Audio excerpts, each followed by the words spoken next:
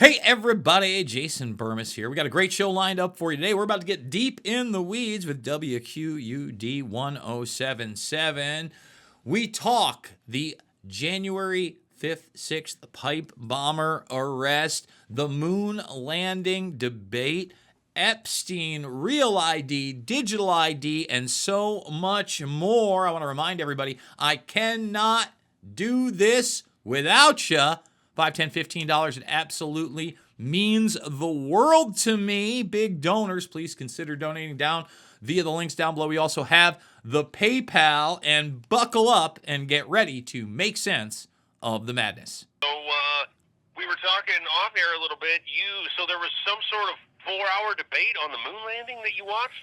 Yeah. So just this week, I was doing my scrolling, if you will, and I noticed that Danny Jones, who, I didn't know who this guy was up until maybe this year, but there seems to be a bunch of these podcasters, him, Sean Ryan, and a couple others that have kind of come up in this, I would say, pseudo conspiracy realm. They're talking about things, that I've been talking about for decades.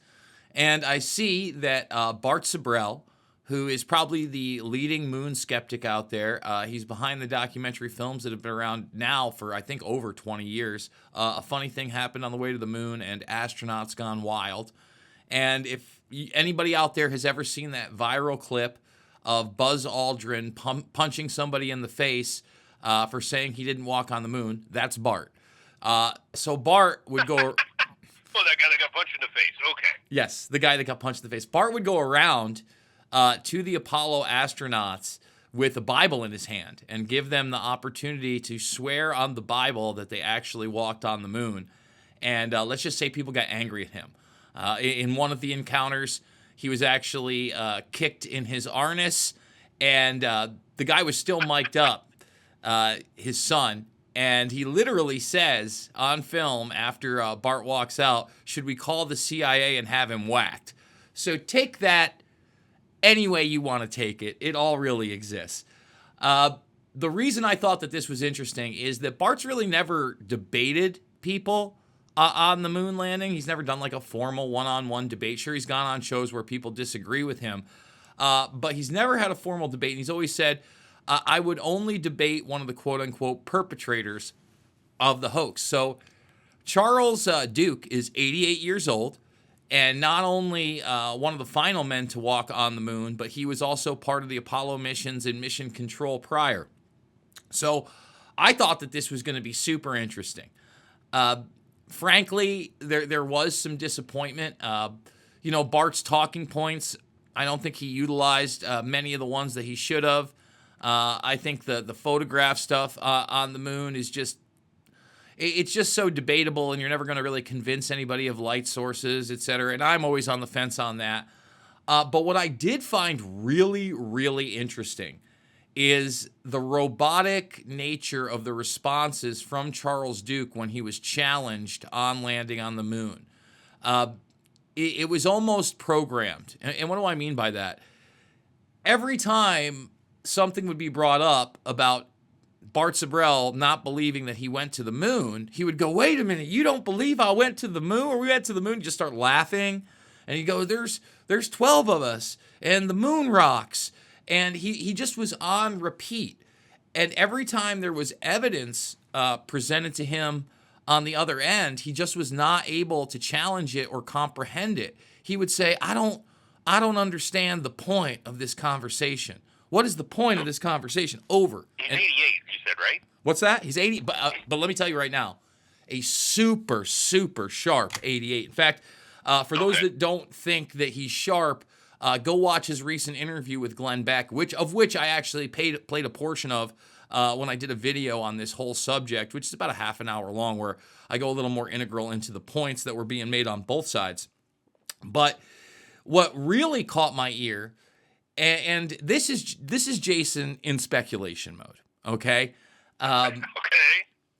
I've always talked about how this era was amongst some of the most corrupt eras that we actually found out about within our government, such as the MK Ultra experiments, for instance, and of course the assassinations of political leaders during that time period. And that kind of gets brought up in the peripheral. I'd encourage people to go watch both Manchurian Candidate movies, but I would say go watch the Denzel Washington one. You know, I don't want to give too many spoilers out here, but I really feel like these astronauts have been programmed, in a sense, to respond and may actually believe that they went to the moon. And I know people are probably rolling their eyes and saying, Jason, that sounds ridiculous. But this was a small, tight-knit group they would be dropped off in the jungle sometimes just for survival to get these skills where they really didn't know where on these flights where they would re-enter the atmosphere and where they would land. Yes, they had them for oceanic landings, but they had to prepare them for other things. There's footage of them in fake moon sets, picking up these rocks. They went to rugged terrain to practice for that as well.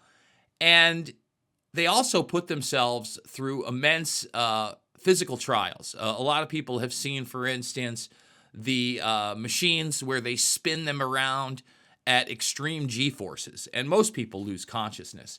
So it just felt like to me that every response from this guy was him giggling, dismissing it, not providing any evidence, going back to things like, well, we brought back moon rocks, talking about the Saturn V rocket and how it was the greatest thing since breakfast. And at the time, sure, but we've never advanced past that technology either. So, I would encourage people to go check it out for themselves. But at the very end, we're talking the last 20 minutes or so, Bart Sibrel is a converted Christian. I told you how he was trying to get these people to swear on the Bible. He starts bringing up different types of scripture. And he also brings up the fact that the term Apollo, the god Apollo, was the great deceiver, okay? And as he's doing all of this, yes, absolutely. Go look it up. Interesting. Quite the trickster Apollo. So he's bringing all this stuff up with Charles Duke about religion. And Charles Duke is extremely attentive and knows the scripture that he's talking about. Again and again, just agreeing and nodding and agreeing and nodding. And in this little clip I played from Glenn Beck, he kind of talks about how he had been a Christian all his life. He'd gone to church, but he really never walked that path until the mid-'70s, long after Apollo. And like I said, the guy was super, super sharp. So I always posit, and especially after watching this 4-hour debate where literally Duke could not, he could not come up with a counter argument at any extent other than the one-liners that we've all heard, and acting surprised that he was sitting there with someone who he believed he didn't go to the moon when he knew he was going there to debate somebody. It's a very, very bizarre debate. Danny Jones is kind of the moderator in the middle, gets frustrated with Bart quite a few times, which is understandable. But at the same time, you can see kind of his frustration with having to describe and re-describe the argument to Charles Duke, and Charles Duke just kind of looking off into the sunset and not giving an answer, or just dismissing it out of hand. So, well, no, we did it. So for all those people out there that are super interested in the moon landing, they want to see the debate. And I would say this, Bart presents one of his strongest pieces of evidence, which is this footage, which seems to show the astronauts on the original Apollo mission faking a shot of Earth about halfway to the moon. So they're filming this shot. It looks like you're in a totally blacked out environment. If you didn't know better, you'd think that you were looking all at like the darkness of space and then Earth from afar.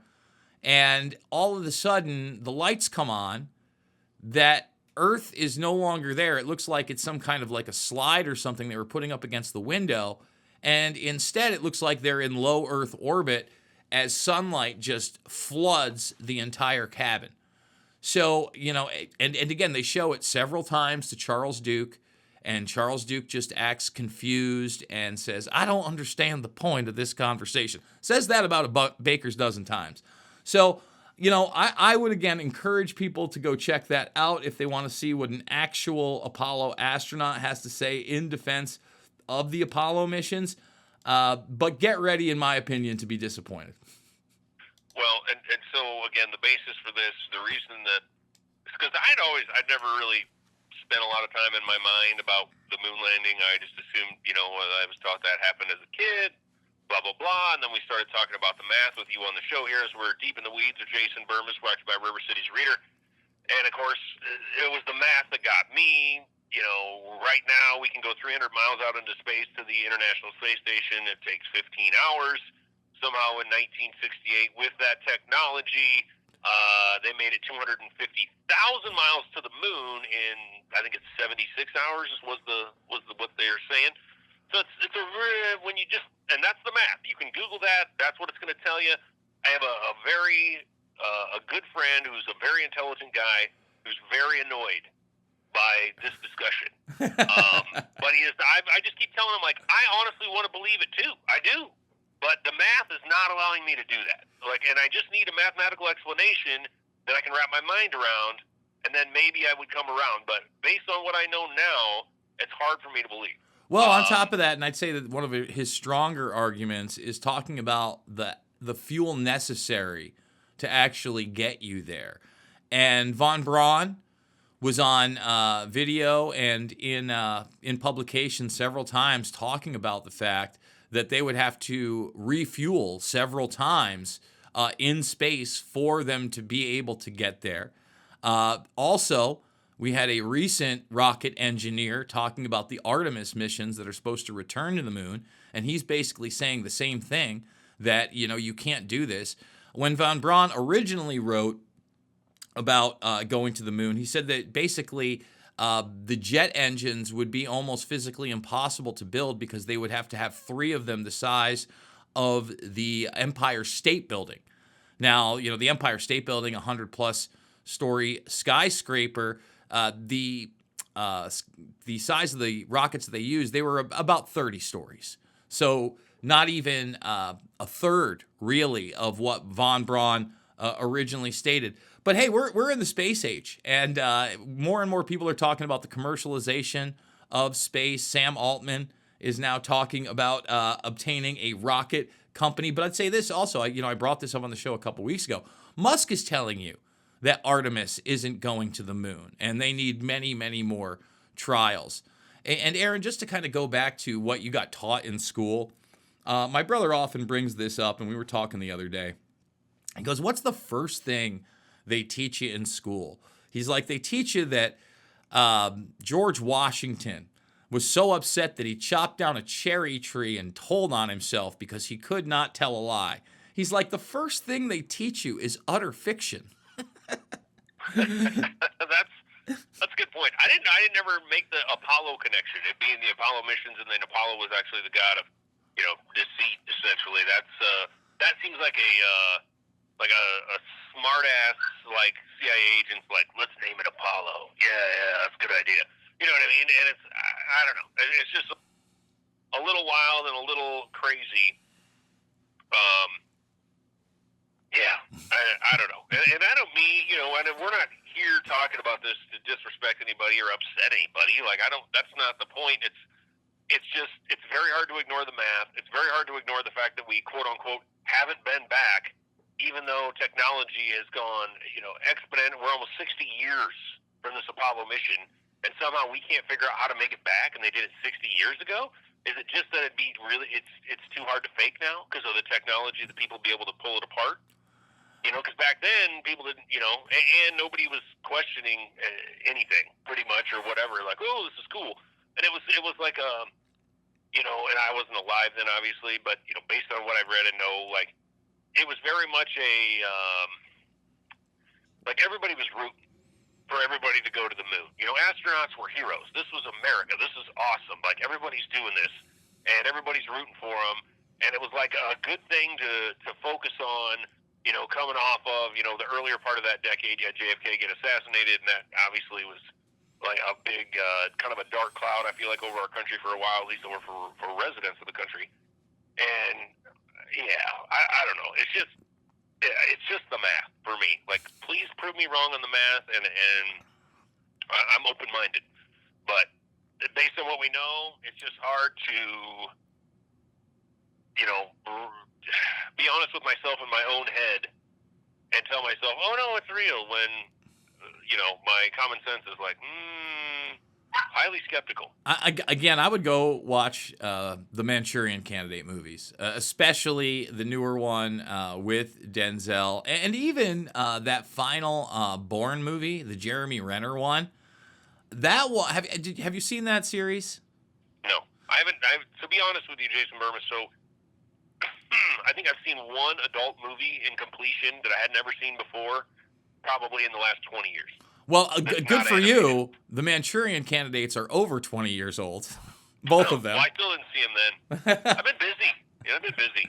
But even in the final Bourne movie, they have somebody, again, spoiler alert, who is working in this part of a program where essentially they're drugging and controlling super soldiers in some ways, right? And you think this is just going to be kind of like a one-off character, etc. But then when they need to get rid of all the evidence and quote-unquote clean the area, all of a sudden just a trigger happens and this person just kills everybody. And it's certainly, he's not some kind of a super soldier, including himself, and wipes the place clean. I'd say in the final Bourne movie, they go further into government technologies, corruption than in any of the other pictures. And it's just kind of worth noting that that's kind of been put out there. And we accept these things when they're on the big screen and it's just a movie. But we should always keep in the back of our minds that a lot of this material exists because it's not a movie. And these things have been done in reality, especially when it comes to human experimentation and our government. So that is something to absolutely keep in mind. But I think we should also shift to another story of government corruption, and that is this pipe bombing case, Aaron. As you may know, yesterday they picked up an individual named Brian Cole Jr., and I watched the press conference, all 20 plus minutes of it, with Pam Bondi, Dan Bongino, Kash Patel, Gina Perino, the whole nine. And you know what it was? A whole lot of nothing.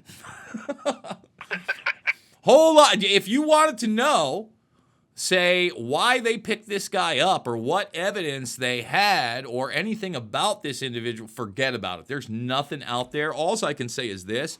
Again, I think I came on this broadcast a few weeks ago, maybe a month ago, and started talking about the work that the Blaze had done. And, the Blaze is also now reporting that they've arrested this individual. But the Blaze had done this big investigative piece where they were extremely careful, but they seemed to be pointing in the direction that the actual pipe bomber was a member of the D.C. police, who afterwards got a contracting gig with the Central Intelligence Agency. Color me not surprised that it might have led in that direction, that it took, 5 years to supposedly find this person. I think that's totally and completely ridiculous. It is one of the most surveilled places, not only in the United States, but on the planet.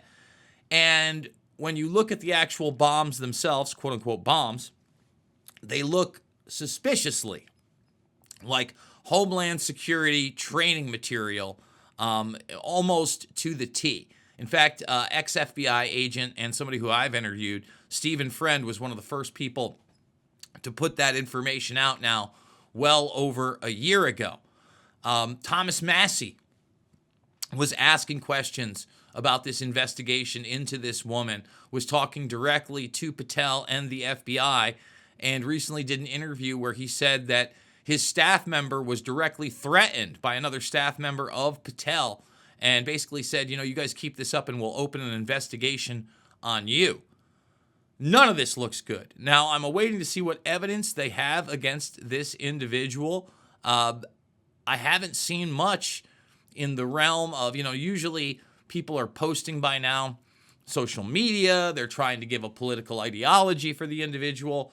The other thing that's interesting about this is, number one, he's a black guy. They're always trying to paint, the MAGA or the Donald Trump supporters and the people behind this as white supremacists.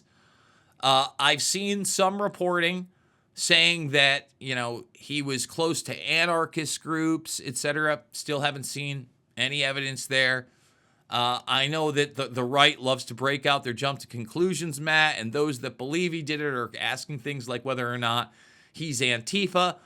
But I will also say this. It's almost impossible now to find those Blaze articles that are literally just a month old. Instead, now you're flooded in the zone with this new individual, and we'll see what kind of evidence they have against him.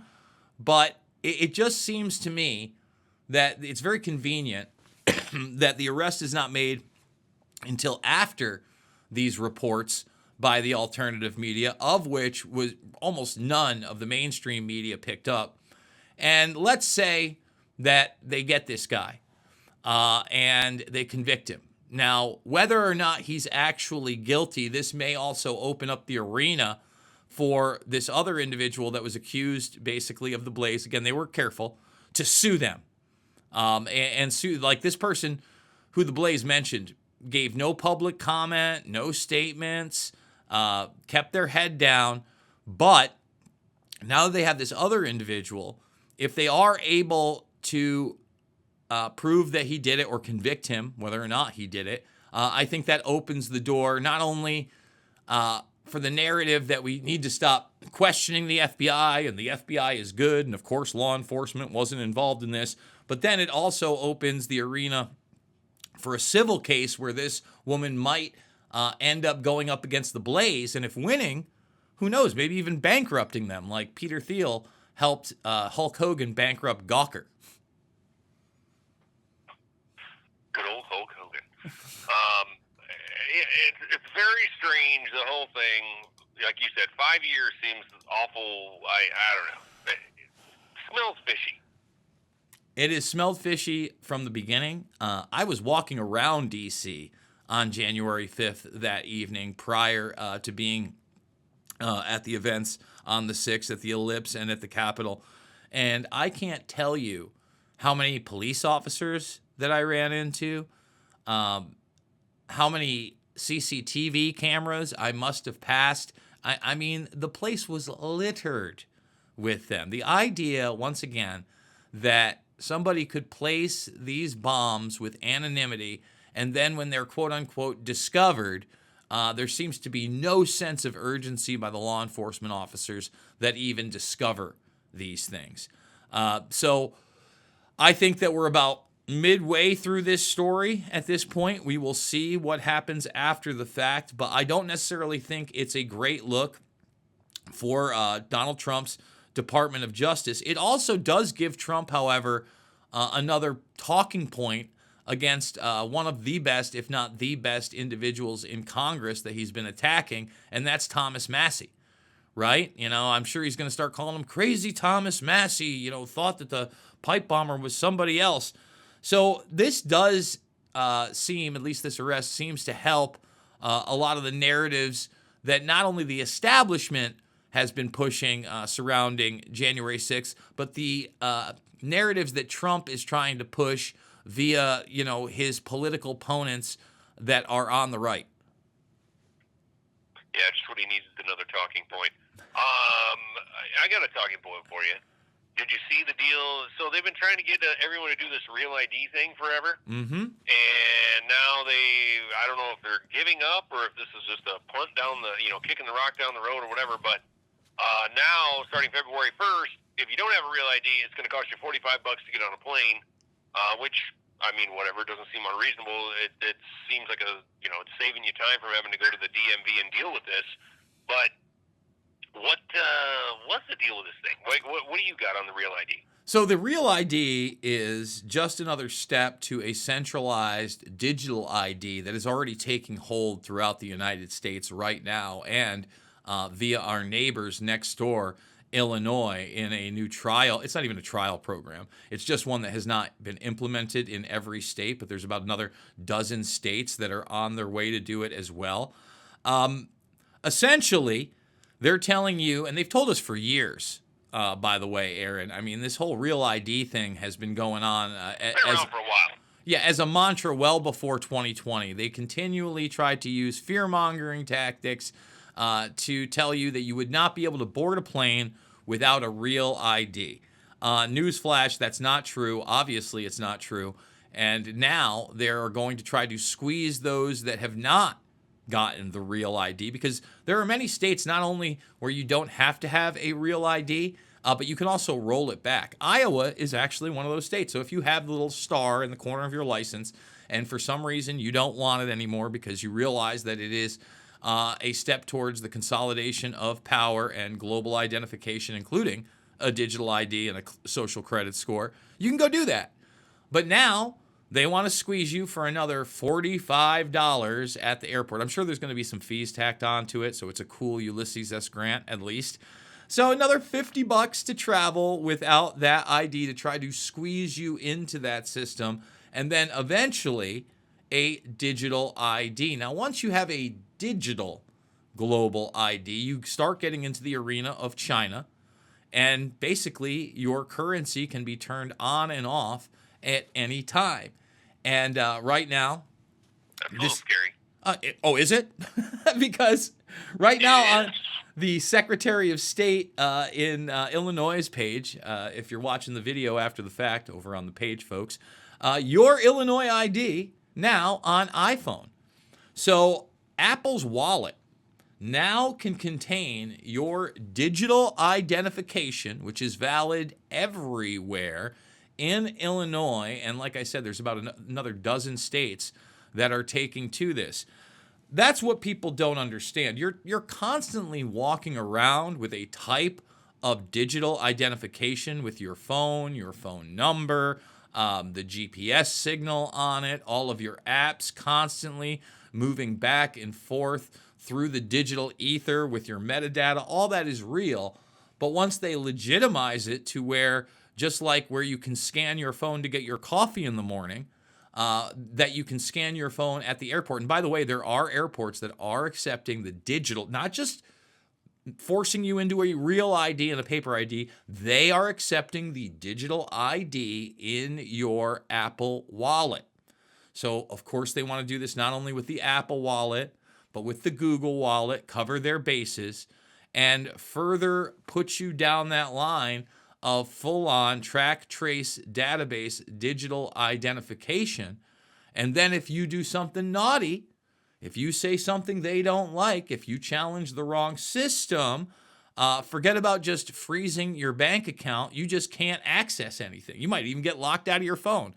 Sounds like a good time. Sounds like we should all rush towards that system, Aaron. Can't wait. Can't wait.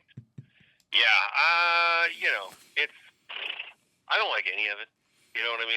Even the tech, where we're at with technology now is, to me, annoying. And obviously I'm not super spizzed about the direction we're moving with AI. I did see an interesting thing that they're saying lawyers may have to start charging by piece rate instead of their $100 to $400 average per hour hourly rate, because they no longer need to spend hours researching. They just type it into AI and they get an answer within a matter of seconds for cases, previous cases, whatever they're looking for to try and find something to do, the case that they're on.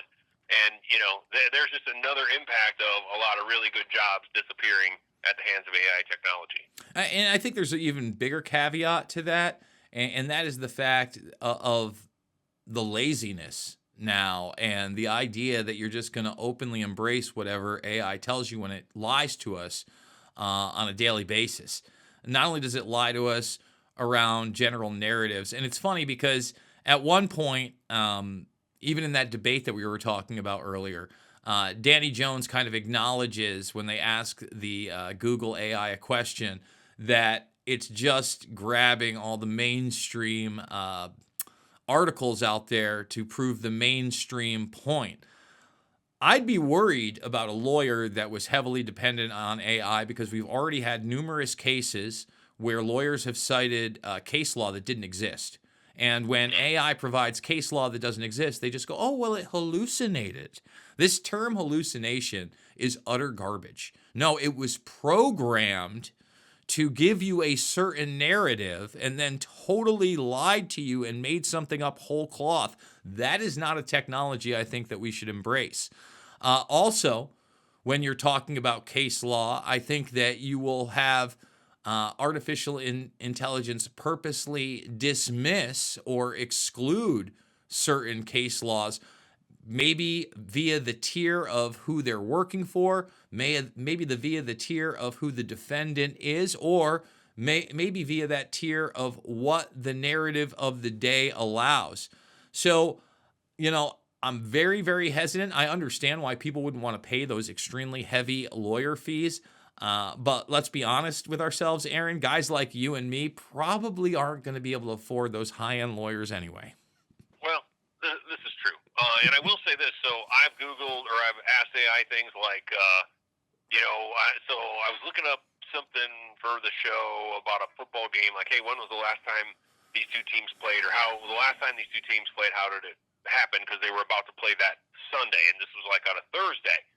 AI said it gave me the final score of the game that was going to be played that Sunday. Like, it hadn't even been played. And it said the game was going to be, the Steelers were playing in Europe, and it said the final score is going to be 3-0. And it was very wrong. Very wrong. Not even close. But it told me the result of the game before the game had, which is kind of Matrix-y for sure, but before the game had even been played, and then obviously it was very wrong, because, I mean, if you could, ask AI what's going to happen in a game and it could tell you, then we'd all be very rich gambling, I think. So, but it was funny to me that it gave me an answer. Like, hey, this is the final score of that game, this is what happened. Like, no, it isn't. Like, this game hasn't even been played yet, and then when it did get played, it wasn't even close to accurate. So, I don't know. It's a bunch of hogwash. I'm backing off the robots and the artificial intelligence, and quite frankly, I'm pretty done with the AI-generated video slop that is literally everywhere. I'm sick of seeing, the Sasquatch videos were around for like 2-3 weeks. They're pretty much gone. Now I've got to see videos with overweight people falling off of like zip lines and, people with Down syndrome being exploited by AI. Just not that fun.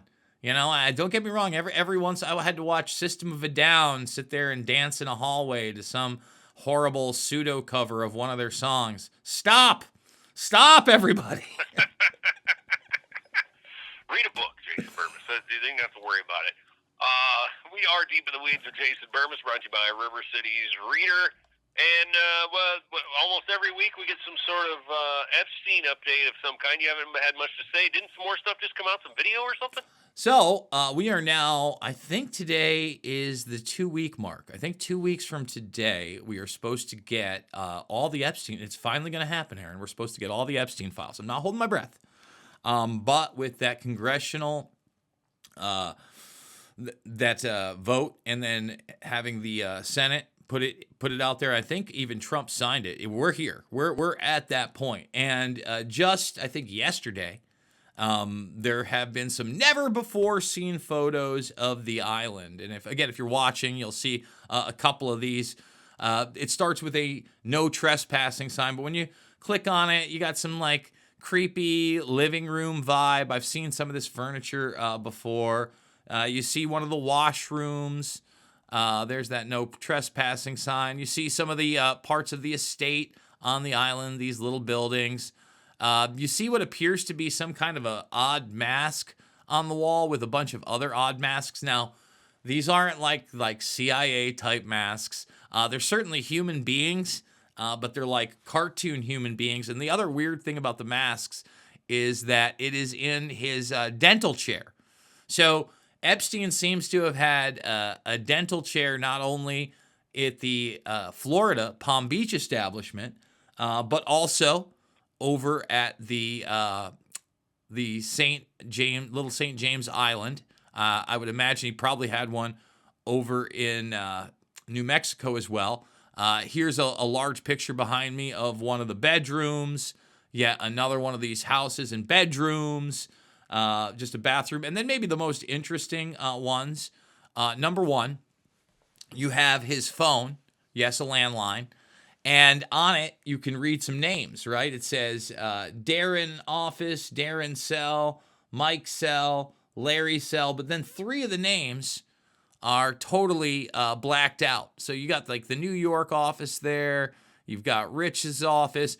Larry Cell, when I read that, I think to myself, that's probably Larry Summers. But again, speculating. Larry Summers, no big deal. Not only one of the most influential and powerful economists and Harvard professors, but also a Bilderberg steering member that Epstein seemed to have in his pocket.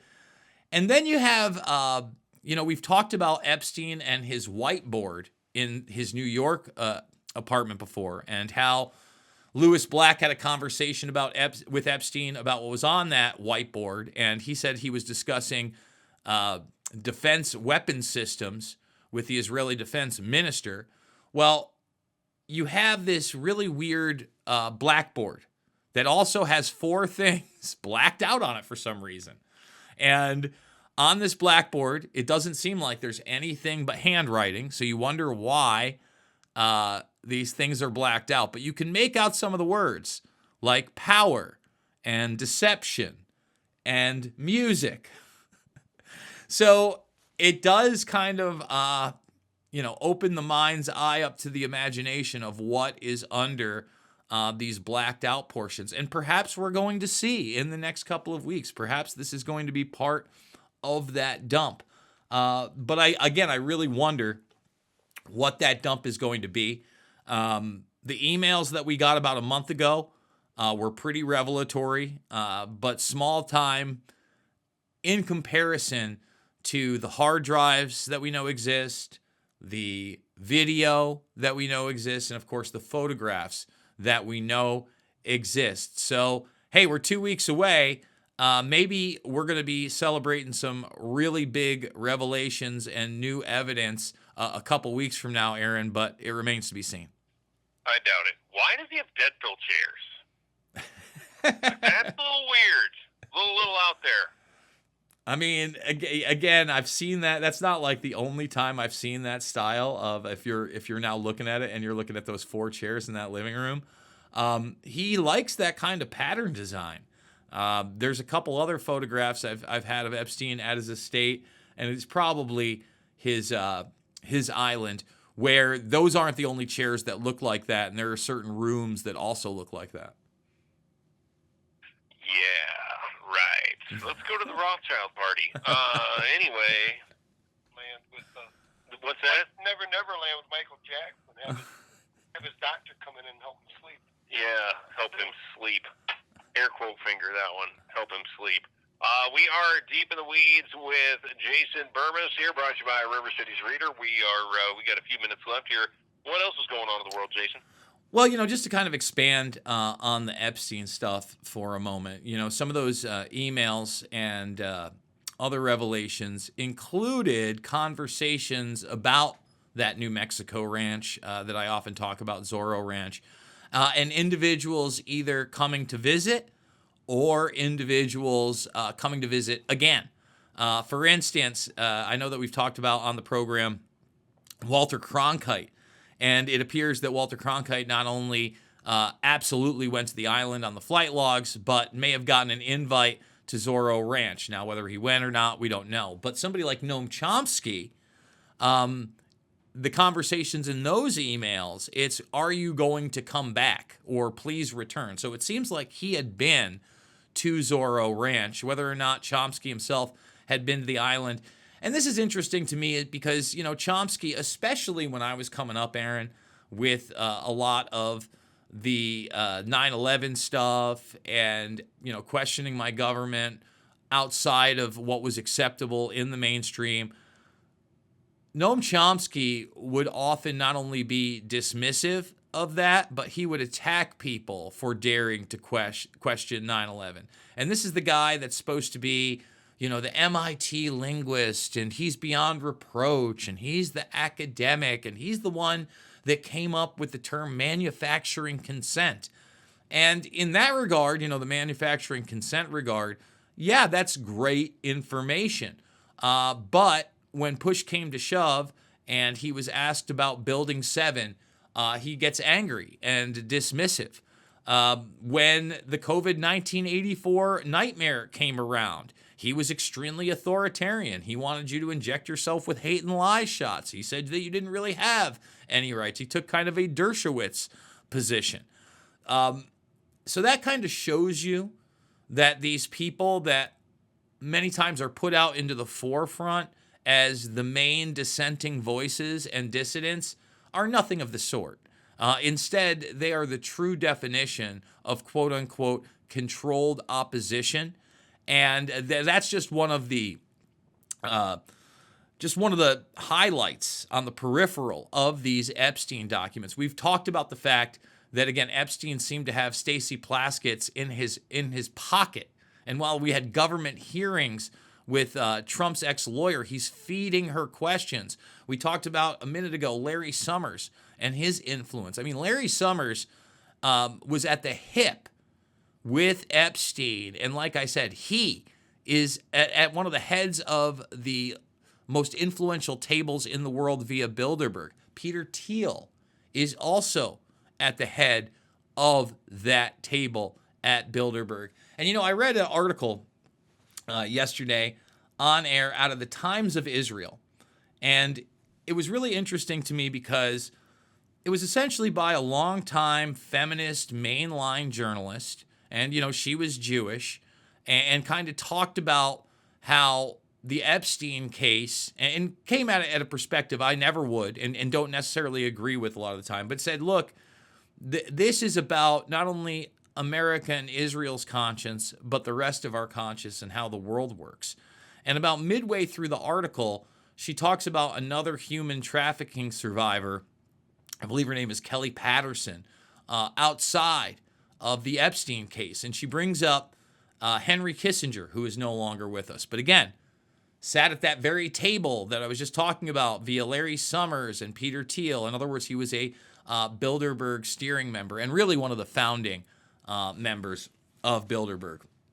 And the reason I bring that up is because in this article, she talks about how this Kelly Patterson woman who had been trafficked had gone to Bilderberg with Kissinger, had gone to Bohemian Grove, essentially as a prostitute, a high-end prostitute for these individuals, and discussed this power structure that is outside the purview of the vast majority of us and is still not discussed. And all these players, not only are they not going to jail or going to be held criminally accountable, Aaron, in about 5 or 6 months, I expect them all to be meeting and carving up the world as they often do. Kissinger, I bring him up.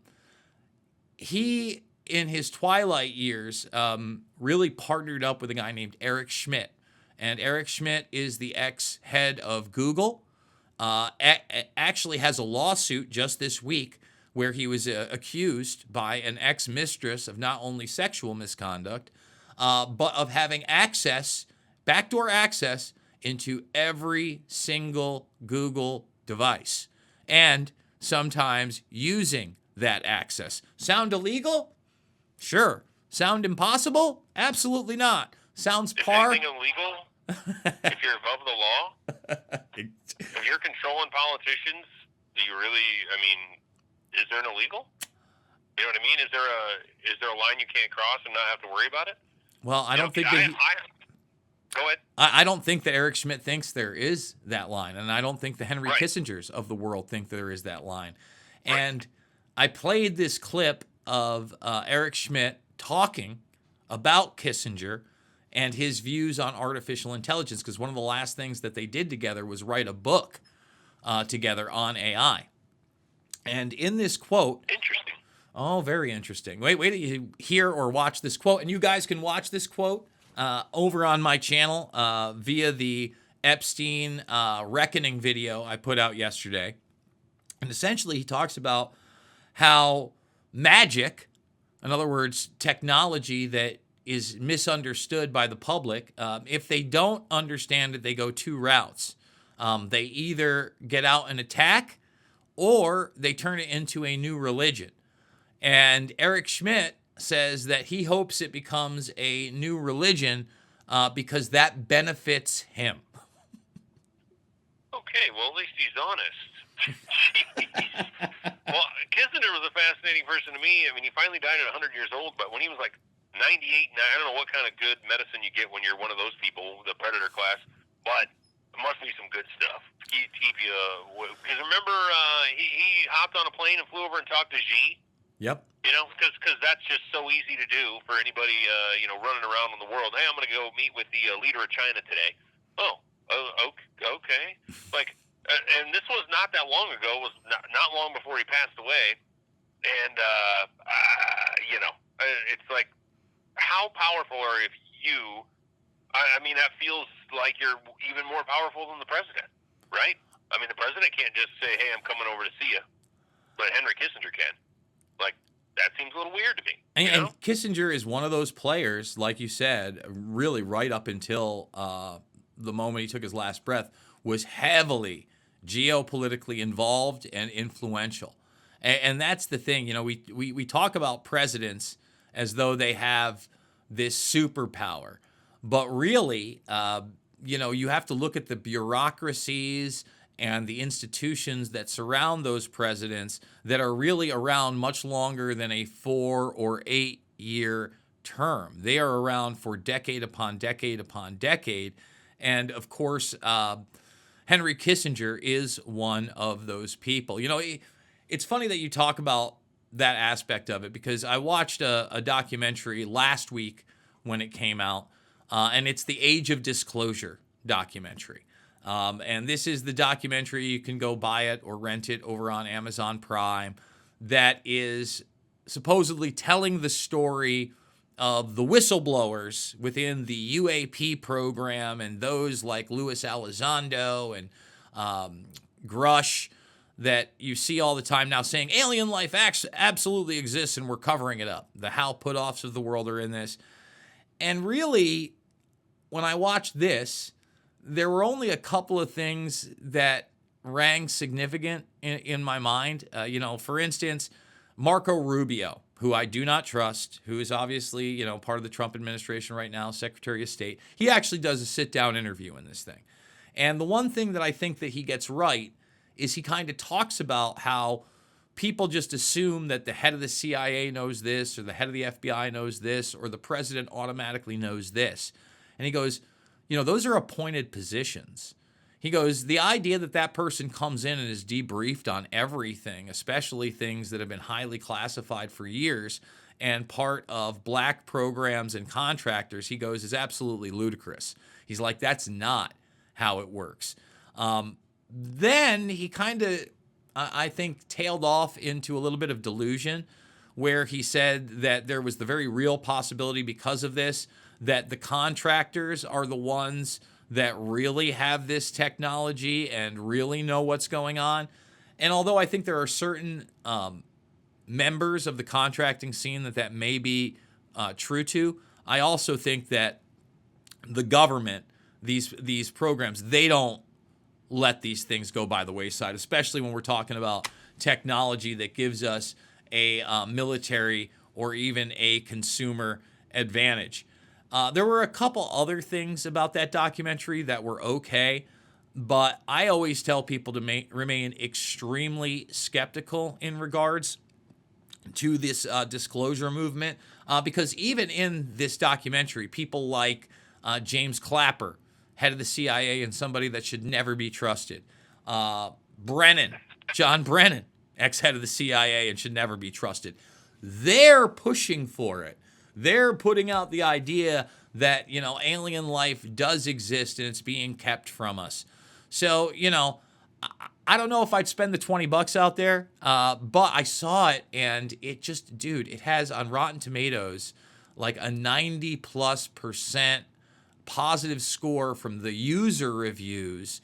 and over 500 plus reviews. So as far as the general public watching this thing, unfortunately, I think a lot of them are buying it hook, line, and sinker, despite the fact that maybe you see 4 or 5 videos of supposed craft that we've all seen on the news or in social media dozens of times, and there is literally no physical or documented evidence to speak of in this picture that would sway me to the idea that aliens are among us.